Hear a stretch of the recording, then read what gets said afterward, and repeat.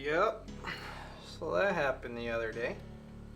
I was driving right along and the chain, I guess, was so loose it popped right off.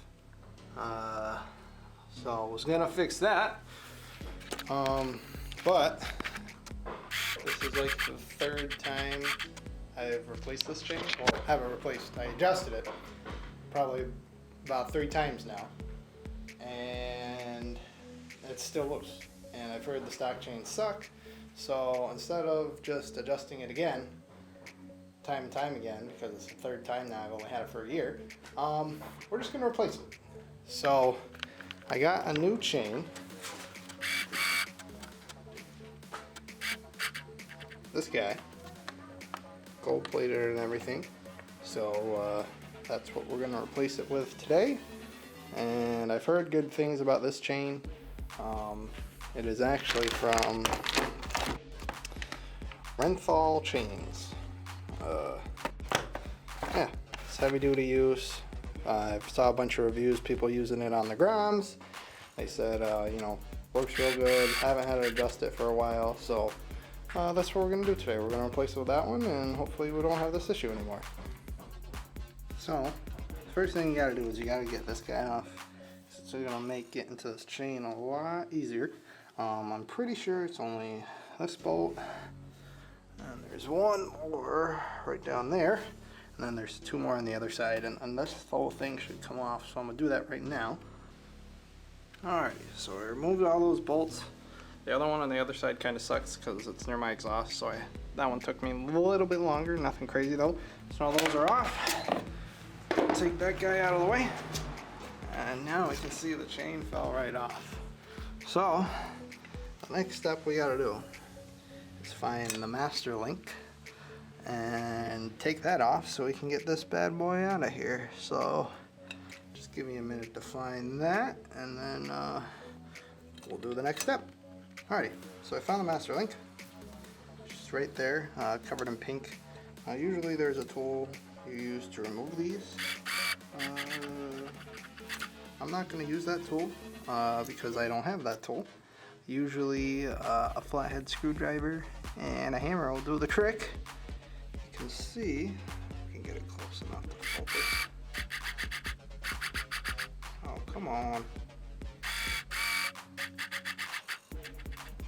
There you go. So on the right side there, there's a little opening. So you just basically have to knock this off, I believe, from the right side. Or maybe it's the left side. I don't know. It's the first time doing this, but I know you can take a hammer and a flathead, probably run underneath this guy, pop it off. I might keep this chain. I don't know. I'm not really too concerned about it.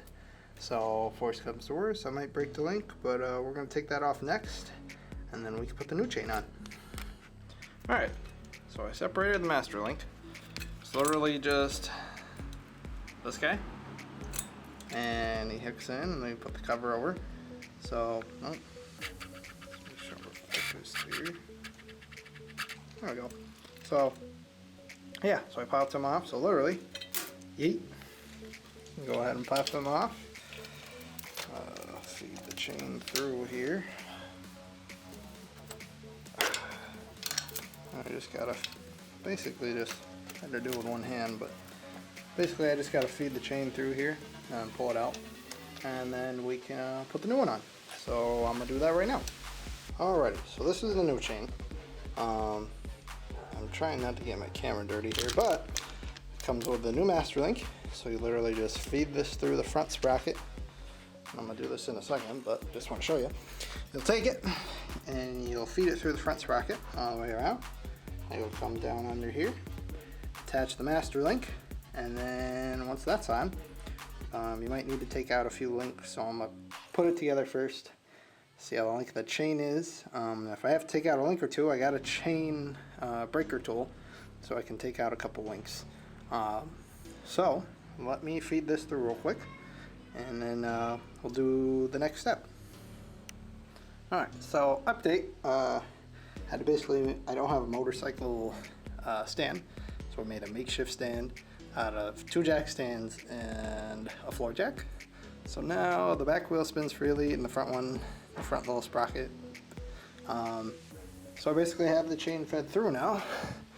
And I just have to, as I suspected, it's a little long, so I have to cut off a few links, so it's the right length. So I'm going to do that next, and then we'll get the chain the right length, then we can start getting finished here. Alright, so basically how this tool works, it's a chain breaker. Got it from Harbor Freight for like 14 bucks. You take the link that you want to take off, you tighten this end, and then it basically shoots this little piece through and takes out the little pin holding it in the chain, and then you can reconnect it where you want to do it. So I'm going to do that right now. I also broke the wheel loose, so now I can move it where I need to. I moved it up from where it originally was so we can get the chain tight. So I'm going to break that chain, reconnect it, put the master link in, and then we'll adjust the chain and we should be good to go. Alrighty, so got the master link on. I only had to take like, let's see here.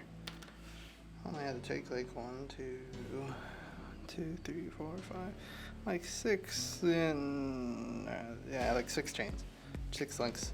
So it wasn't too bad.